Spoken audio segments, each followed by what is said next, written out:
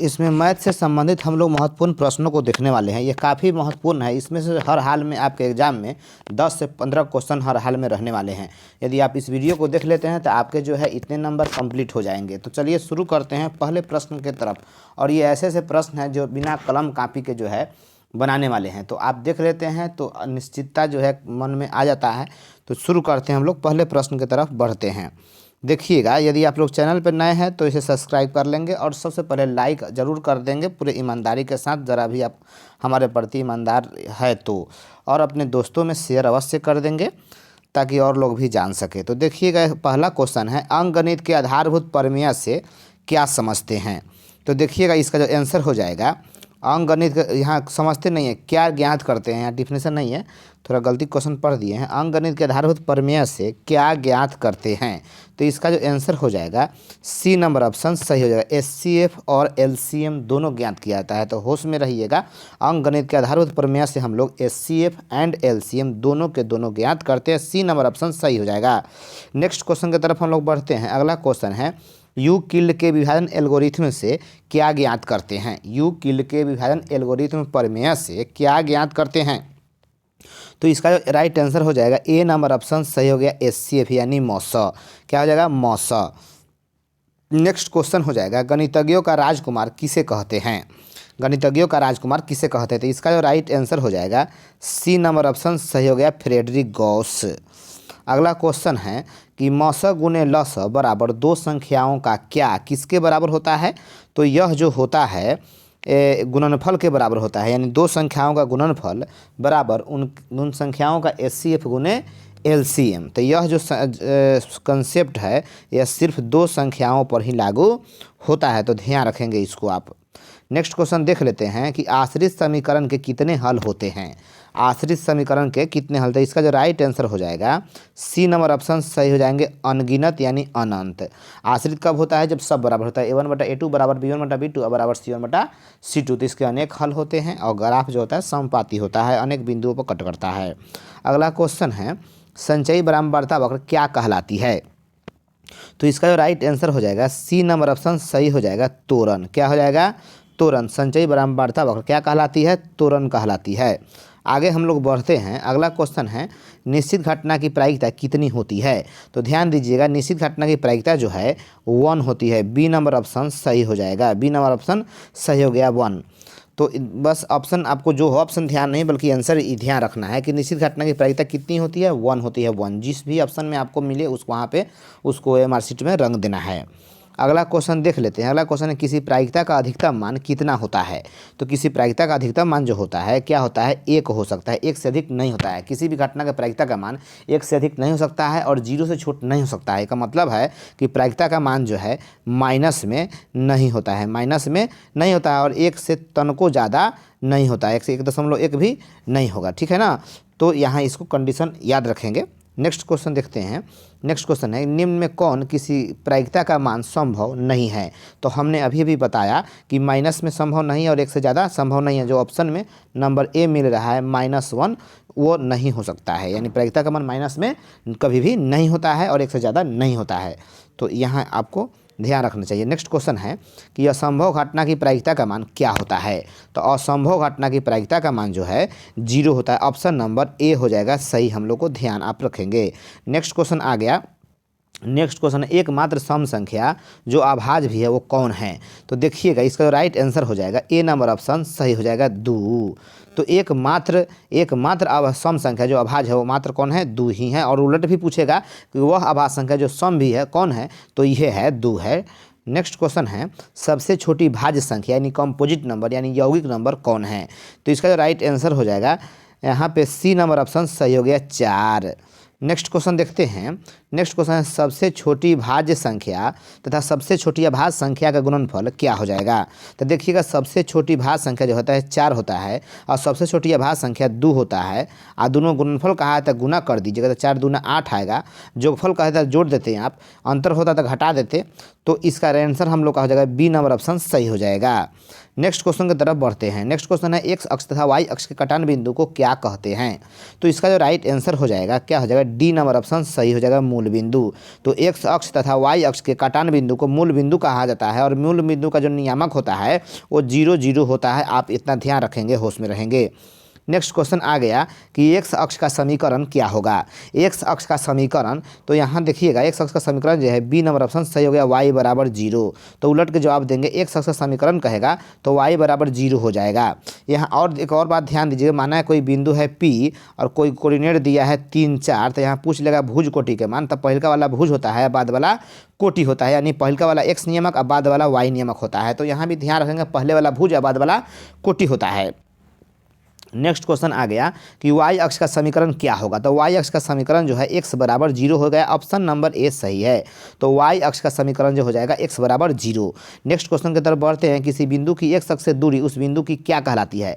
तो किसी बिंदु की x अक्ष से दूरी जो है ना कोटि कहलाती है। ऑप्शन नंबर बी नंबर सही है, कोटि। नेक्स्ट क्वेश्चन की तरफ बढ़ते हैं। नेक्स्ट क्वेश्चन है किसी बिंदु की y अक्ष से दूरी क्या कहलाती है।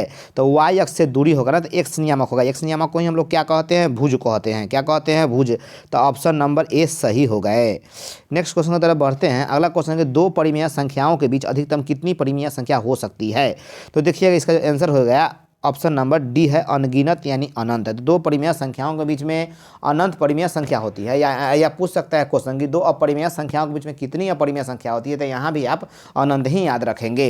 ये ऐसे ऐसे क्वेश्चन हम शामिल किए हैं यहाँ पे जो बिना पेन कॉपी के ही बनते चल जाएंगे। आपको जो है हर हाल में याद रखना चाहिए। एग्जाम में हम लोगों को जो है 100 में 50 क्वेश्चन करना है। सबसे नॉर्मल से नॉर्मल, ईजी से ईजी क्वेश्चन जो होगा, एकदम कन्फ्यूजन फ्री जो हो, उसको जो है बनाना है। हर हाल में 50 में 50 आपको जो है रंगने हैं और लाना ही लाना है। तो इसलिए ठान के एकदम ध्यान से देखिए। और आप लोग जो है इस वीडियो को जो है पहले लाइक ज़रूर कर लीजिएगा, छोड़ना नहीं है, और अपने दोस्तों में शेयर कर देना है। बड़ी मेहनत से वीडियो बनाना है आपके लिए। नेक्स्ट क्वेश्चन देखते हैं। अगला क्वेश्चन आ गया, अर्धवृत्त का कोण होता है क्या। अर्धवृत्त का कोण होता है क्या, तो इसको याद रखेंगे। अर्धवृत्त का कोण जो है 90 डिग्री होता है। ऑप्शन नंबर सी हो गया। नेक्स्ट क्वेश्चन देख लेते हैं। अगला क्वेश्चन है कि निम्न में कौन आलेख द्वारा निर्धारित नहीं किया जा सकता। आलेख द्वारा निर्धारित नहीं किया जा सकता। तो इसका जो राइट आंसर हो गया ए नंबर ऑप्शन सही हो जाएंगे, माध्य। क्या हो जाएगा, माध्य को हम लोग आलेख द्वारा निर्धारित नहीं कर सकते हैं। नेक्स्ट क्वेश्चन की तरफ बढ़ते हैं। अगला क्वेश्चन है कि माध्य का 3 गुना और माध्य का 2 गुना का अंतर किसके बराबर होता है। तो इसका जो राइट आंसर हो जाएगा, क्या हो जाएगा, सी नंबर ऑप्शन सही है, बहुलक। क्या हो जाएगा, बहुलक। माध्यक का 3 गुना और माध्य का 2 गुना। माध्यक मीडियन का 3 गुना और मीन का 2 गुना का अंतर क्या होता है, बहुलक यानी मोड कहलाता है। नेक्स्ट क्वेश्चन आ गया, एक घड़ी के मिनट की सुई द्वारा 1 मिनट में बनाया गया कोण कितना होता है। तो इसका जो राइट आंसर हो गया डी नंबर ऑप्शन सही है, 6 डिग्री। क्या हो जाएगा, 6 डिग्री। देखिए केंद्र बनता है कितना, 360 डिग्री। 1 घंटा पूरा चलता है तो क्या हो जाएगा, पूरा चलेगा तो 1 घंटा ना होता है। 1 घंटा में कितना मिनट, 60 मिनट। तो उससे भाग कर दीजिएगा तो क्या आ जाएगा आपका, इतना आ जाएगा। नेक्स्ट क्वेश्चन है, रैखिक बहुपद का आलेख कैसा होता है। तो रैखिक बहुपद का आलेख जो है क्या होता है, सरल रेखा यानी स्ट्रेट लाइन होता है, सीधी रेखा होता है। ऑप्शन नंबर डी हो गया, होश में रहेंगे। रैखिक बहुपद का जो है शून्यक एगो होता है, घात पूछेगा तो एगो होता है, और ग्राफ इसका स्ट्रेट लाइन यानी सरल रेखा सीधी रेखा होती है। चलिए अगला क्वेश्चन आ गया, चतुर्घात बहुपद के कितने शून्यक होंगे। चतुर्घात बहुपद जो है 4 शून्यक होते हैं। जितना घात उतना शून्यक, जितना घात उतना शून्यक, ठीक है ना। नेक्स्ट क्वेश्चन की तरफ बढ़ लेते हैं। अगला क्वेश्चन है, किसी द्विघात समीकरण के विवेचक का मान 0 के बराबर है तो मूल कैसे होंगे। तो मूल होंगे, तो देखिएगा जब d बराबर 0 हो, जब विवेचक का मान 0 हो तो मूल समान और वास्तविक होंगे, यानी वास्तविक और समान सी नंबर ऑप्शन में है जो सही होगा, C number option. Next question की तरफ बढ़ते हैं। यहाँ जो है एक और बात ध्यान देंगे, संग संग हम बता देते हैं कि यदि d जो है 0 से क्या हो, छोटा हो, यानी माइनस में आएगा विवेचक के मान, तो मूल काल्पनिक हो जाएगा, ठीक है ना। और 0 से जब ये 12 हो जाए, d 0 से 12 है तो मूल जो है वास्तविक तो होबे करेगा और अलग अलग निकलेगा, मूल वास्तविक एवं असमान। अब 0 के बराबर हो जाए तो वास्तविक एवं समान। नेक्स्ट बढ़ेंगे। नेक्स्ट क्वेश्चन है, किसी समानांतर श्रेणी के सार्व अंतर का मान हो सकता है क्या। तो देखिएगा इसका राइट आंसर हो गया डी नंबर ऑप्शन सही हो गया, धनात्मक भी, ऋणात्मक भी और शून्य यानी 0। तीनों के तीनों हो सकता है, भिन्न में भी हो सकता है, आटा बाटा कुछ में हो सकता है, अतः इनमें सभी सही है। नेक्स्ट क्वेश्चन की तरफ बढ़ते हैं। यदि समानांतर चतुर्भुज की सभी भुजाएं एक वृत्त को स्पर्श करे तो वह समानांतर चतुर्भुज होगा क्या। बहुत ही इंपॉर्टेंट क्वेश्चन है, इसको ध्यान रखेंगे। देखिए इसका राइट आंसर जो हो जाएगा सी नंबर ऑप्शन सही हो जाएगा, सम चतुर्भुज। सम चतुर्भुज हो जाएगा, क्या हो जाएगा, सम चतुर्भुज होगा। नेक्स्ट क्वेश्चन की तरफ बढ़ते हैं। नेक्स्ट क्वेश्चन है, पाइथागोरस प्रमेय किस त्रिभुज में लागू होता है। तो इसके जो आंसर हो जाएंगे बी नंबर ऑप्शन सही है, समकोण त्रिभुज। और इसको दिए हैं पाइथागोरस। क्वेश्चन आ गया नेक्स्ट, त्रिकोणमितीय अनुपात की संख्या कितनी होती है? तो इसका जो राइट आंसर हो जाएगा सी नंबर ऑप्शन सही है, 6 गो। कै गो? 6 गो। अगला क्वेश्चन है, दो या दो से अधिक आभाज्य संख्याओं का एचसीएफ यानी मौसक क्या होगा? तो इसका जो राइट आंसर हो जाएगा ए नंबर ऑप्शन सही है, हमेशा एक ही होता है। दुगो हो चाहे दुगो से अधिक हो आभाज्य संख्या, उसका एचसीएफ जो है एक होगा। यदि एलसीएम पूछता है तो सबका गुना कर देना है। यदि अभाज्य दो या दो से अधिक संख्याओं का एलसीएम पूछे तो सबका गुणनफल के बराबर होता है। नेक्स्ट क्वेश्चन है, यहाँ एचसीएफ होगा, देखोगा पाई कई संख्या है, बहुत बहुचर्चित क्वेश्चन है ये ना। पाई जो है एक अपरिमेय संख्या है, बी नंबर ऑप्शन सही हो जाएंगे। एग्जाम का समय है इसलिए फास्ट पढ़ा रहे हैं। एक रैखिक बहुपद का घात क्या होगा? तो एक रैखिक बहुपद का घात जो है क्या हो जाएगा? ए नंबर ऑप्शन सही, जो हमने डिस्कशन में बताया है। टाइम पास नहीं करेंगे, अपना वाच टाइम के चक्कर में हम टाइम पास नहीं करेंगे आप लोगों का, क्योंकि आप लोगों का टाइम बहुत महत्वपूर्ण है। यहाँ बकवास नहीं करना है हम लोग को, जन्म तेजी से बढ़ना है और सीखना भी है। चलिए अगला क्वेश्चन आ गया कि पेड़ की ऊंचाई उसके छाया के समान है तो उन्नयन कोण क्या हो जाएगा? देखिएगा, होश में रहिएगा, जब भी क्वेश्चन में बराबर हो तो हमेशा याद रखिएगा कि उन्नयन कोण या अवनमन कोण क्या हो जाएगा? 45 डिग्री। 45 डिग्री यानी रेडियन में कहिएगा तो पाई/4। तो किसी पेड़ की ऊंचाई परछाई के बराबर हो, समान हो, तो हमेशा उन्नयन कोण या अवनमन कोण क्या हो जाएगा? 45 डिग्री। क्वेश्चन आ गया, एक गोला की त्रिज्या को 3 गुना किया जाए तो उसका आयतन क्या हो जाएगा? तो इसका जो राइट देखिएगा, आर जो बोला ना, आर बोला, थोड़ा थोड़ा कहीं कहीं जरूरी पड़ेगा तो हम डिस्कस कर देंगे, समझ लेंगे तो अच्छा रहेगा, कंफ्यूज नहीं रहेगा ना, समय है। तो आर 3 गुना किया गया तो आयतन 3 के पावर क्यूब कर दीजिए। 3 के पावर क्यूब क्या होता है? 27। तो डी नंबर ऑप्शन सही होगा, 27 गुना। नेक्स्ट क्वेश्चन है, दो लगातार सम नहीं है, सिर्फ नंबर है, कोई भी नंबर है, दो लगातार संख्या का एचसीए पूछ रहा है। दो लगातार संख्या कौन लीजिए? तो 2, 3 लीजिए, 10 है तो 11 लेना पड़ेगा। तो हमेशा सबका एचसीएफ कितना आएगा? एक ना आएगा, तो ऑप्शन नंबर क्या हो जाएगा? ए सही है। अगर सम संख्या कह दे, दो लगातार सम संख्या, तो एचसीएफ क्या होता है? 2 होता है। दो लगातार विषम संख्या कह देगा तो एचसीएफ 1 होता है। दो लगातार अभाज्य कह दे या कहीं कहीं से छरप छरप के कहे, कहूँ लह कहे, तो कोई एचसीएफ अभाज्य वाला के 1 होता है। तो यहाँ आप उसको ध्यान रखें, बड़ा अच्छा क्वेश्चन था। दो लगातार जो है संख्या का एचसीएफ हमेशा क्या होता है? 1 होता है। नेक्स्ट क्वेश्चन की तरफ बढ़ते हैं, रैखिक बहुपद में चर के घात की संख्या होती है कितनी? तो देखिएगा, चर का जो घात यानी डिग्री होता है कितना होता है? 1 होता है। ऑप्शन नंबर ए सही है। नेक्स्ट क्वेश्चन आ गया, दो चर वाले एक रैखिक समीकरण के हल हो सकते हैं। दो चर वाले एक रैखिक समीकरण के हल कब होगा? 2 चर में, मान लीजिए x + y आप बराबर 5, 2 चर में ना हो गया, x y अलग अलग चर है। तो ऐसे जो हल इसके अनगिनत हम लोग निकाल सकते हैं। डी नंबर ऑप्शन सही है, अनंत आंसर सही होगा। अगला क्वेश्चन है, किसी बेलन की त्रिज्या को 2 गुना तथा ऊंचाई को 3 गुना किया जाए तो आयतन कितना गुना हो जाएगा? देख लीजिए, यहाँ सीख लीजिएगा थोड़ा सा कि त्रिज्या यानी रेडियस को किया गया है 2 गुना। क्या किया गया? 2 गुना। और हाइट को जो किया जा रहा है 3 गुना। और आप फार्मूला जानते हैं कि πr² होता है, तो r के स्क्वायर कर लीजिए, ऊंचाई में गुना कर दीजिए। 2 के स्क्वायर, पाई तो कांस्टेंट है ना, तो 2 के स्क्वायर 4, 4 3 12, अतः सी नंबर ऑप्शन सही है, 12 गुना। नेक्स्ट क्वेश्चन की तरफ बढ़ते हैं। अगला क्वेश्चन है, किसी वृत्त की परिधि 2:3 के अनुपात में है तो उसका क्षेत्रफल कितना हो जाएगा? देखिएगा, यहाँ से C1 यानी सरकमफ्रेंस C1:C2 कितना है? 2:3 है। तो जितना परिधि के अनुपात होता है उतना ही त्रिज्या का अनुपात होता है, तो वही रह जाएगा त्रिज्या का भी अनुपात। या उलट के पूछेगा, जितना त्रिज्या का अनुपात हो उतने ही परिधि का अनुपात रहता है। अतः आपको त्रिज्या निकालने की जरूरत नहीं है, तो आपका यहाँ से एरिया निकालना है ना। तो A1:A2 डायरेक्ट क्या करेंगे? सबके स्क्वायर करेंगे। 2 के स्क्वायर 4, 3 के स्क्वायर 9, कहाँ है? सी नंबर ऑप्शन में सही है। सी नंबर ऑप्शन में आपका कहा हो जाएगा सही है, सी नंबर ऑप्शन, होश में रहेंगे, 4:9। नेक्स्ट क्वेश्चन की तरफ बढ़ते हैं। अगला क्वेश्चन है, किसी वृत्त के क्षेत्रफल का अनुपात 16:25 है तो उसके परिधियों का अनुपात। तो देखिएगा, क्षेत्रफल से रेडियस पर आना है, पहले बड़का है छोटका पर, तो छोटका से बड़का पर जाएंगे तो वर्ग कर लेंगे, आप बड़का है छोटका पाएंगे तो वर्गमूल कर लेंगे। तो 16 और 25 का वर्गमूल क्या हो जाता है? 4:5। तो जौन चीज त्रिज्या का अनुपात वह परिधियों का अनुपात, अतः ऑप्शन नंबर क्या हो जाएगा? बी नंबर ऑप्शन सही है। नेक्स्ट क्वेश्चन की तरफ बढ़ते हैं। एक शंकु के बेलन के आयतनों का अनुपात क्या होगा यदि वे समान आधार और ऊंचाई के हो तब? तो देखिएगा, यहाँ से क्वेश्चन तो बड़ा ज़बरदस्त दे दिया। और 1 मिनट, हाँ, तो शंकु है, बेलन है और आयतन पूछा है ना। तो देखेंगे यहाँ से हम लोग पहले जिसका पहले चर्चा करेगा वो पहले रखिएगा, और जिसका बाद में चर्चा करेगा वो बाद में रहेगा। तो शंकु के पहले बात हुआ तो इसका फार्मूला होता है 1/3 πr²h। यहाँ अनुपात निकालना है, बेलना से कंपेयर करना है, तो πr²h, ठीक है ना। तो समान आधार समान ऊंचाई का है तो ऊंचाइबो सेम त्रिज्याओ सेम, तो ये सब क्रॉस हो जाएगा तो इन्हें वन बच गया ना जी। आई तीनवा से चूँकि रेशियो तो बाटा में होता नहीं है आया, तो इधर चल जाएगा अपना, तो गुना कर दीजिएगा 3 से, जैसे भी किया 3 के ने ले जाइए तो 1:3 हो जाएगा। 1:3 कहाँ है हो, 1:3 ऑप्शन नंबर सी में हो गया। ये 3 इन्हें ना ले जाइएगा जी बुलाकर, तो हो जाएगा ना, हो गया। नेक्स्ट क्वेश्चन देख लेते हैं।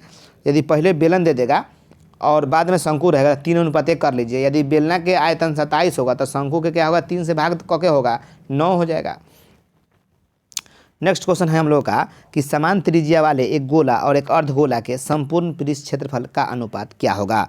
तो देखिएगा यहाँ से हम लोग को देखेंगे, पहले गोला का चर्चा किया है, बाद में अर्धगोला, तो यह तुलना करना है संपूर्ण से। तो गोला के संपूर्ण पृष्ठ क्षेत्रफल कितना होता है, 4πr²। और अर्धगोला के जो संपूर्ण होता है, आपको फार्मूला हर हाल में रट चाट जाना चाहिए, किसी भी हाल में फार्मूला को भूलना नहीं है, जैसे भी हो सबको याद करना है। तो अर्धगोला का संपूर्ण क्या होता है, 3πr²। तो πr² कट गया था, 4 3 नहीं बच गया था, ऑप्शन नंबर सी हो जाएंगे। चूँकि गोला का जो है संपूर्ण जो होता है 4πr² और अर्धगोला का 3πr²। नेक्स्ट क्वेश्चन आ गया, समान त्रिज्या वाले एक गोला और एक अर्धगोला के वक्र पूछ रहा है। तो यहाँ देख लेंगे, गोला में तो एक फॉर्मूले है, कोरकार कहाँ होता है, तो वक्र कहे चाहे संपूर्ण कहे, तो क्षेत्रफल के दुनिया में तो यही लगाना पड़ेगा ना, 4πr²। आयतन में तो खैर 4/3πr³ होबे करता है, तो यहाँ आयतन से मतलब नहीं रखा है। और अर्धगोला के वक्र जो होता है ना, 2πr², πr² पर से गया और 4 2 बचा, तो छोटा कीजिए 2:1, कहाँ है, डी नंबर ऑप्शन में सही हो जाएंगे। नेक्स्ट क्वेश्चन आ जाएगा, दो गोला के त्रिज्याओं का अनुपात 6:7 है, तो उनके आयतनों का अनुपात क्या होगा। देखिए गोला के त्रिज्या परिधि व्यास कुछ दे देगा तो आयतन पूछेगा ना, तो डायरेक्ट क्यूब कर दिए सबका एकदम। 6 के क्यूब क्या होता है, 216, 7 के क्यूब 343, सी नंबर ऑप्शन सही हो गए। क्यूब कर देना क्यूब। नेक्स्ट क्वेश्चन आ गया, किसी घटना की प्रायिकता 0.05 हो तो उसके पूरक घटना की प्रायिकता क्या होगी। पूरक के मतलब होता है, क्या पूछ रहा है, नहीं में पूछ रहा है, नहीं में, यानी प्रोबेबिलिटी ऑफ ई दे दिया है और प्रोबेबिलिटी ऑफ ई नहीं पूछ रहा है। ऐसी स्थिति में से एक में से घटा दीजिए 0.05, दशमलव के बाद अंक बराबर कर लीजिएगा, तो 1.00 कर लेंगे और 0.05 कर लेंगे, तो आपके आ जाएंगे 0.95। ए नंबर ऑप्शन सही हो जाएंगे। अगला क्वेश्चन आ गया, किसी शब्द ऑब्जेक्टिव में स्वर के प्रायिकता पूछा है, स्वर। तो यहाँ देख लीजिए, पहले आप लोग ध्यान से सीखिएगा, जो भी किसी भी जो है प्रायिकता का जो है निकालना हो ना, मतलब उसका फार्मूला जो होता है NE/NS होता है, NE/NS होता है। कोई भी चीज़ निकालिए, यानी प्रोबेबिलिटी ऑफ जोन घटना के घटाना होगा, तो यही फार्मूला से पूरा प्रायिकता चैप्टर बन जाता है। यानी जौन चीज़ निकालना है आपको ना, ऊपर रखिएगा, टोटल गण के नीचे रखिएगा, टोटल गण के नीचे रखिएगा। तेम बोरा भवेल यानी स्वर, स्वर देख लेंगे कौन कौन है, तो ओ है, ओकरा बाद ई है, ओकरा बाद कौन है, आई है और ई है। तो कै गोरा है, 4 गोरा है। टोटल कै गोरा है, 2 4 6 3 9 गोरा है। तो 4/9, 4/9, तो 4/9 सी नंबर ऑप्शन सही हो जाएंगे। उम्मीद करते हैं कि आपको समझ में आया होगा। अगला क्वेश्चन है कि टॉपर शब्द में व्यंजन आने की प्रायिकता कितनी होगी। देखिए टॉपर में भी संभावना आ गया, यानी आप लोग को भी टॉपर होने का एक संभावना भी है एगो। तो यहाँ जो हो जाएगा, टॉपर में है व्यंजन, यानी कॉन्सोनेंट पूछ रहा है। तो कॉन्सोनेंट में कौन कौन है, तो देख लीजिए, तो क्या था, टी है और डबल PP है और आर है। कै गो हो गया, 4 गो रह गया। टोटल कर लीजिए, तो 3 3 6 गो, शॉर्ट कर लीजिए, 2 और 3 हो गया, 2:3 कोना में है। सी नंबर ऑप्शन सही हो जाएंगे, 2:3 यानी 2/3। नेक्स्ट अगला क्वेश्चन हो गया कि प्रथम 5 पूर्ण संख्या का माध्य क्या हो जाएगा। प्रथम 5 पूर्ण संख्या, यहाँ देखिएगा पूर्ण होता है 0 से शुरू, 0 1 2 3 4, बस वहीं तक 5 कहा है ना, तो यहीं तक रह जाएगा। और कै गो रहा है, तो 5 गो रहा, तो 4 3 7 2 9 1 10 गो 0 10 गो और 10/5 कटवा दिया, तो क्या हो गया, 2 आ जाएगा ना। ऑप्शन नंबर ए सही हो जाएंगे। तो होश में रहिएगा, पूर्ण संख्या 0 शुरू होता है, जबकि प्राकृत संख्या कहेगा तो 1 से आप काउंटिंग कीजिएगा, 1 से लेके 5 तक जाइएगा, और पूर्ण कहेगा 0 से लेकर 4 तक जाइएगा। अगला क्वेश्चन आ गया कि 4 सेमी त्रिज्या वाले एक गोले को पिघलाकर 2 सेमी त्रिज्या वाले कितने गोले बनाए जा सकते हैं। काफ़ी इंपॉर्टेंट क्वेश्चन है ये। तो ये बहुत ही नॉर्मल क्वेश्चन है। तो n बराबर, तो बड़का के आयतन में छोटका के आयतन से भागा कर दीजिए। तो बड़का के आयतन हो गया, त्रिज्या है 4 और इसका है 2, तो बस 4/3 पाई गोला छोटा हो या बड़ा हो, सब में 4/3 पाई तो होबे करता है, तो क्रॉस हो गया, तब बस डायरेक्ट बड़का के आर क्यू आ बाटा छोटका के आर क्यू। तो ये क्या हो गया 4 गुने 4 गुने 4 और नीचे कर दीजिए 2 गुने 2 गुने 2, कटा दीजिए 2 दूनी 2 दूनी और 2 दूनी 2 दूनी 4 दूनी 8। क्या हो जाएगा, बी नंबर ऑप्शन सही हो जाएंगे। क्रॉस अपना कर लेंगे, कैलकुलेशन कर लीजिएगा। उम्मीद करते हैं समझे हैं। नेक्स्ट क्वेश्चन की तरफ बढ़ेंगे। अगला क्वेश्चन है द्विघात बहुपद का आलेख कैसा होता है, ये आपको बनाना है, आपको बताना है कमेंट में। अगले का क्वेश्चन है कि ताश की गड्डी में से एक फेस कार्ड निकलने की प्रायिकता क्या हो जाएगी। ताश के बारे में आप लोगों को फुल नॉलेज होगा, अतः इसका भी आंसर आपको कमेंट में बताना है। तो देखते हैं किनका जवाब ये 51-52 का सही हो रहा है। तो चलिए ठीक है, बिना समय गंवाए हमने जो है बहुत ही कम समय में ये 50 क्वेश्चन देखा। अब नेक्स्ट आपके लिए हम तैयार करते हैं। तब तक के लिए धन्यवाद। जय हिंद।